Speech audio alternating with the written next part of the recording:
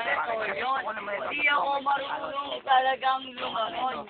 Pero kung pipilitin ako, si Eric, nandiyan lang ang dalawa. Sinabi mo, hindi ka marunong lumangoy, putya, yung mukha mong chokoy. Ako pa, niloloko mo, pare, walang gagawan, tropa tayo. Ganito ang tropa natin.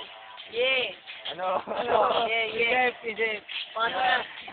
Pas niya yun, babanat ka ng mga blanco, porque binatok ka ng isang koto. Nandun, natutulog, takot na sa'yo. Bak, nakita, yung pangit na mukha mo. Di ka, sa mukha ko. Ang alam pwede ako pag-loto. Kasi nga, blanco. Alam mo pare, maghanap ka ng ibang kalaban mo kasi ako natuturete na sa iyo.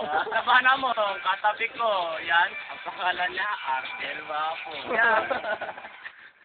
Wow.